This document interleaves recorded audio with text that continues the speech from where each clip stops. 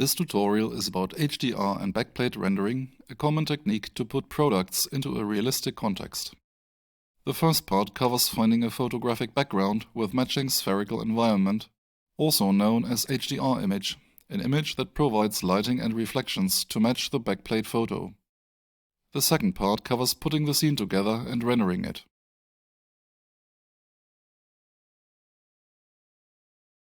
When your 3D model is complete and you have an idea of the context you want to render it in, it is time to search for an HDR image with matching backplates. In this tutorial, we get our images from hdrmaps.com, a site that offers some good and affordable rendering assets. You can sort the available scenes by context and check if they come with suitable backplates. Once you found a suitable scene, you can rotate and examine the HDR image and see all available backplates before you buy. Buy and download and check your purchase. Open all backplate preview JPEGs and select the one you want to render with. Here we use backplate 7. Next, open the selected backplate's DNG file. In Adobe Camera Raw, you can develop the original image through adjustment of various parameters. Click the bottom link and set the bit depth to 16, then open the image in Photoshop.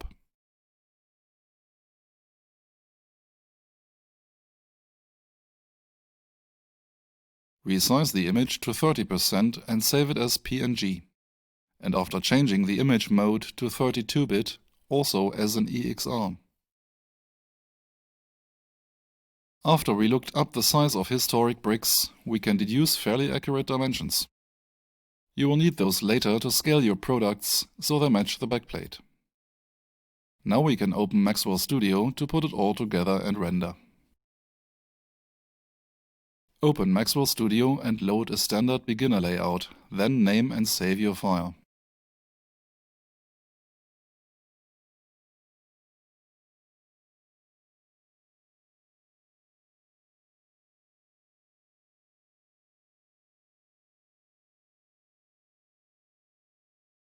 Change the environment to image-based lighting.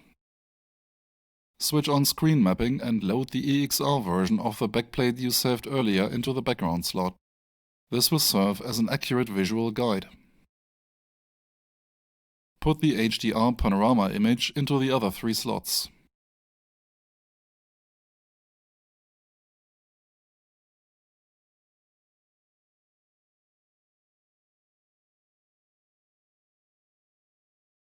Right-click and create a new camera. Rename it and activate it in the viewport.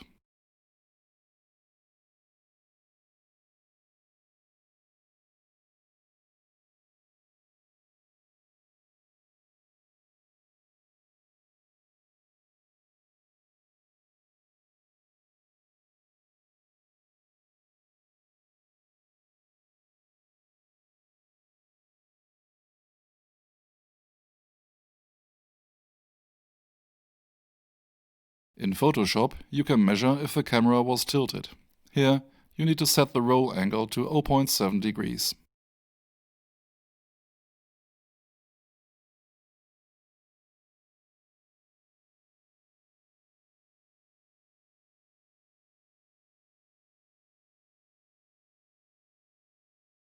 Unlock the resolution setting and look up the remaining camera parameters.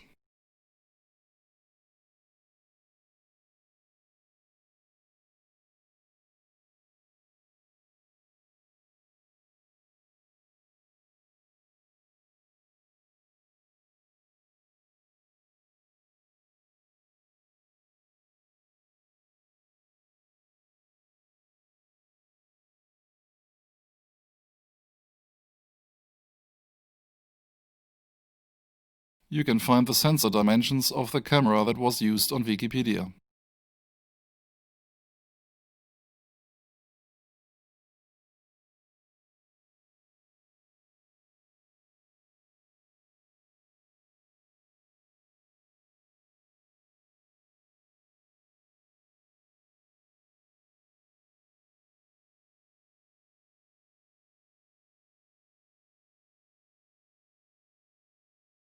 Change the focal length of the lens and set ISO, shutter speed and f-stop accordingly.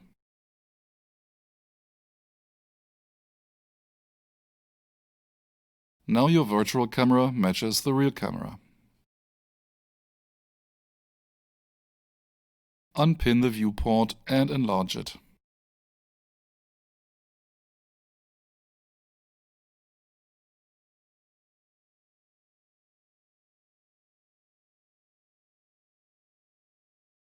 Using only the left mouse button, adjust the view so the grid matches the two-point perspective of the backplate.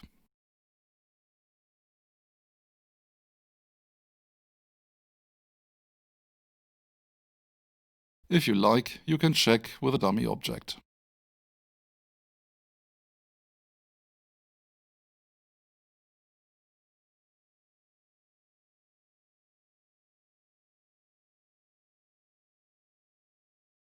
When you're done, don't forget to relock the camera.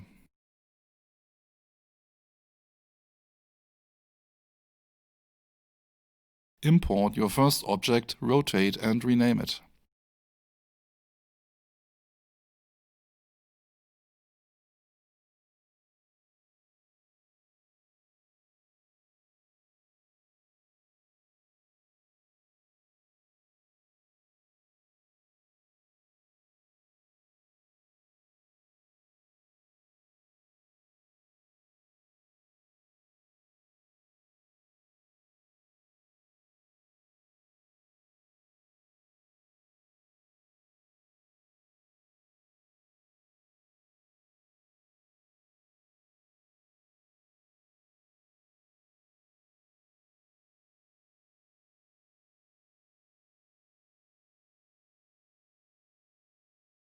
Then move it to a location where you established a dimension in Photoshop.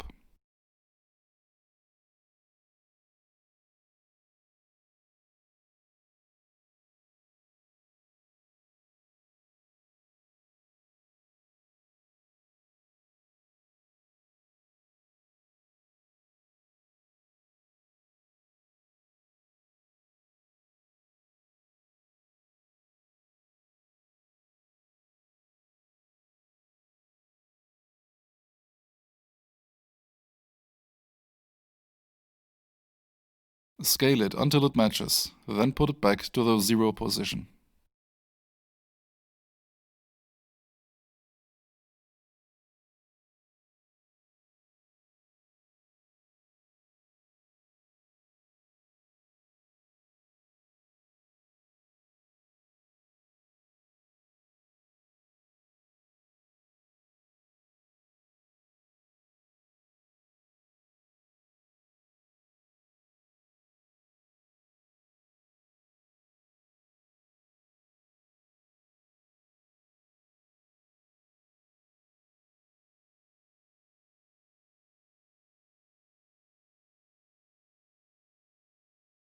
Reset the transformations you applied, so that they won't interfere with the textures and UV maps later.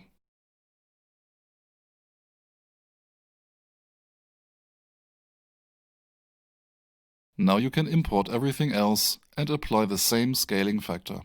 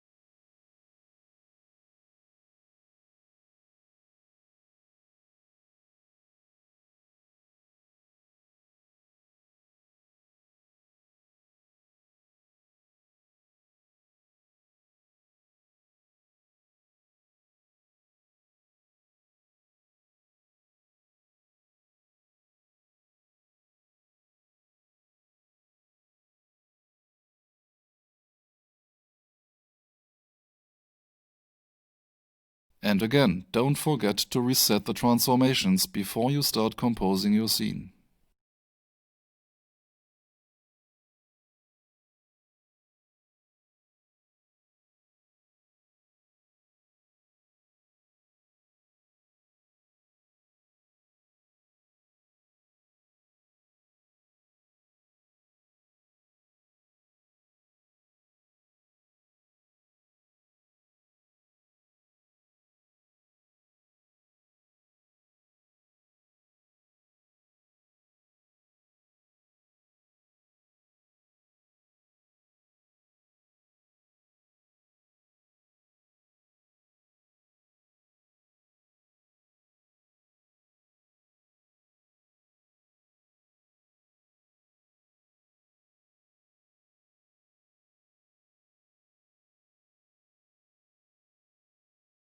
Open the materials you want to apply and drag them onto the objects in the viewport or the object lister.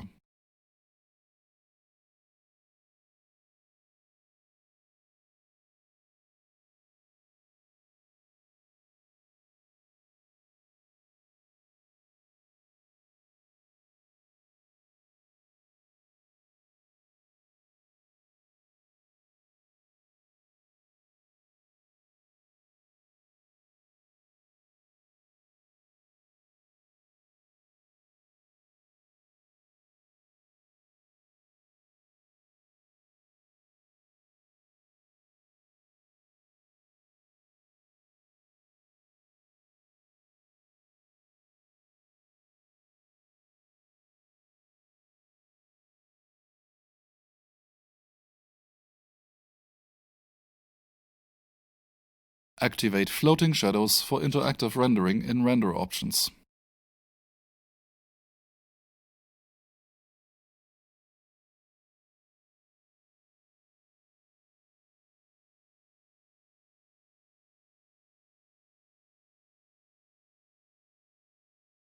Start Fire and unlock the camera in case you need to change the shutter speed for a brighter or darker image, but don't forget to relock the camera afterwards.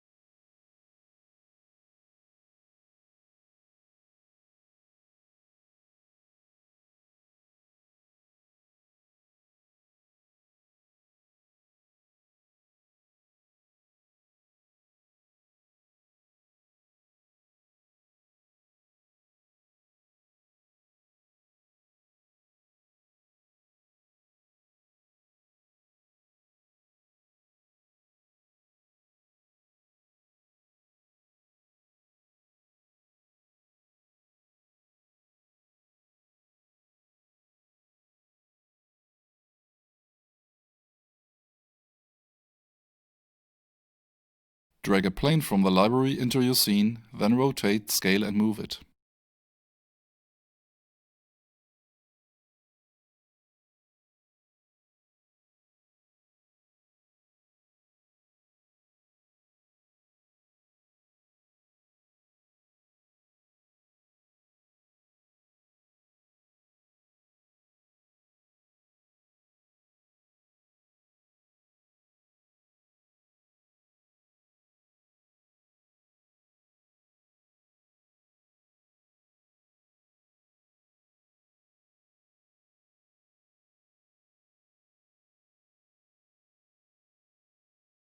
Open a highly reflective material and drag it onto the plane.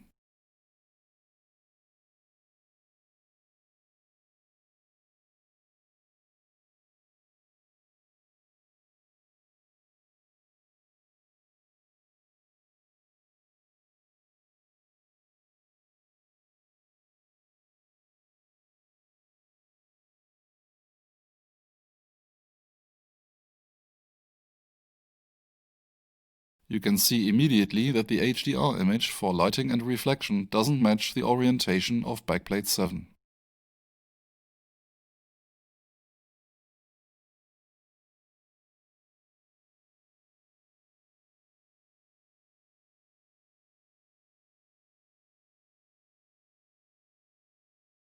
Simply rotate it in the environment settings until it matches.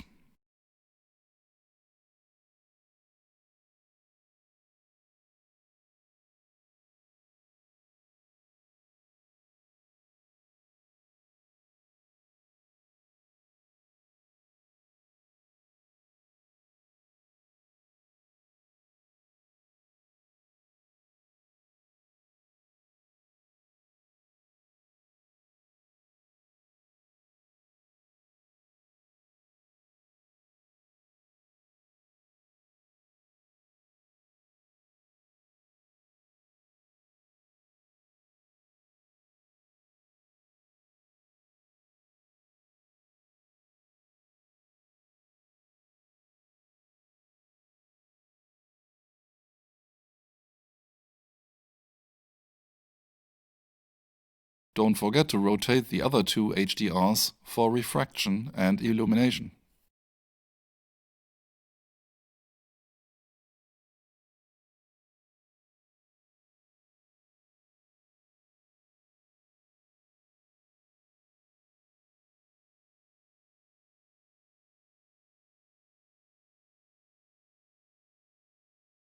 To catch true shadows, drag a plane from the library into your scene and rotate, scale and move it.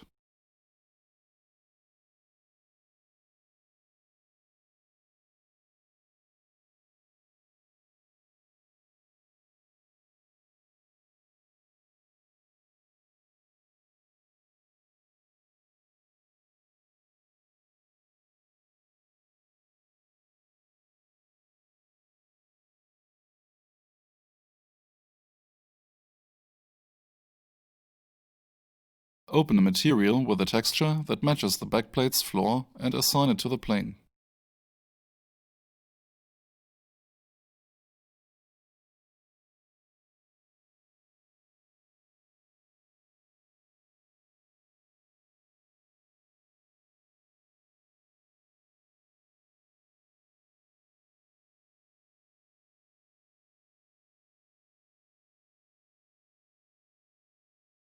Set the plane to Hidden from Camera in the Appearance tab.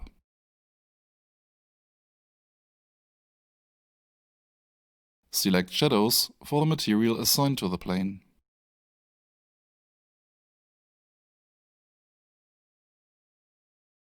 Hide your objects from the camera in the Shadow channel. You're done. Now you can set the render options.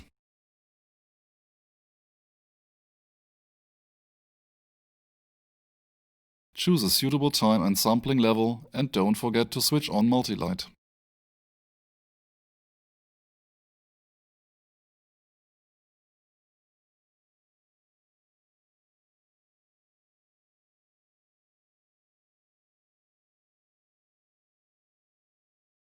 Name your output files and make sure you render a 16-bit PNG.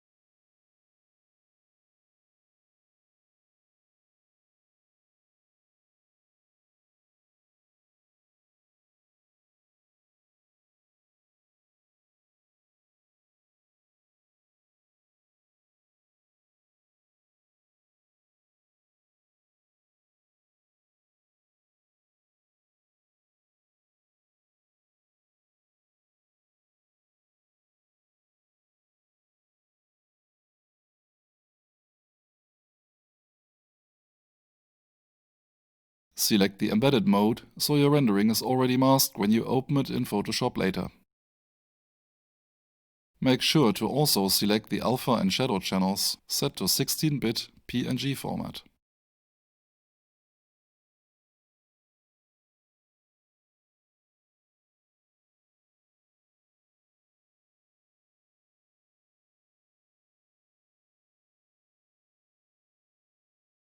Now start the render. In the renderer, you can see how time and quality progress.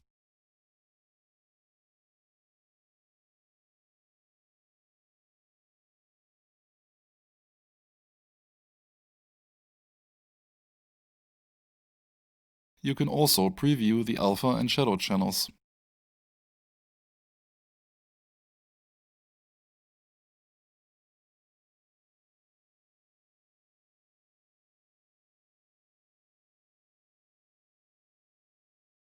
Once either time or sampling level was reached, or if you stop the rendering manually,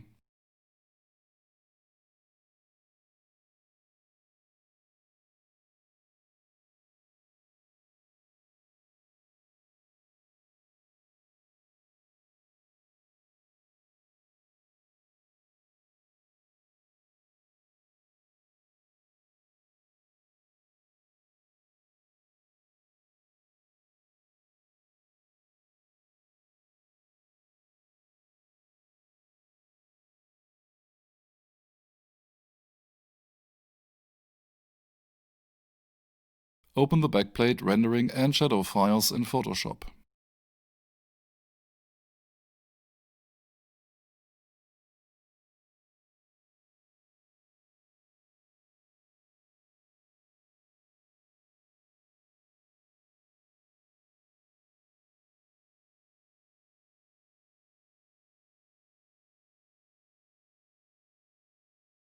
Copy and paste the shadow channel over the backplate and select the multiply mode.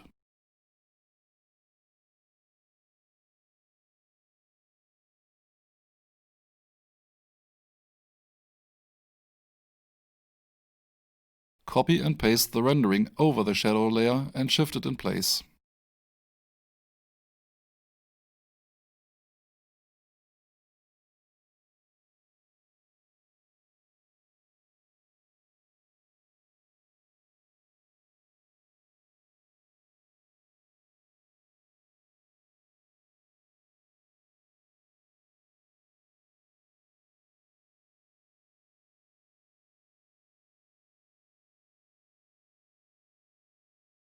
To erase the dark fringe around masked objects, use the Remove Black Matte function from the Layer menu.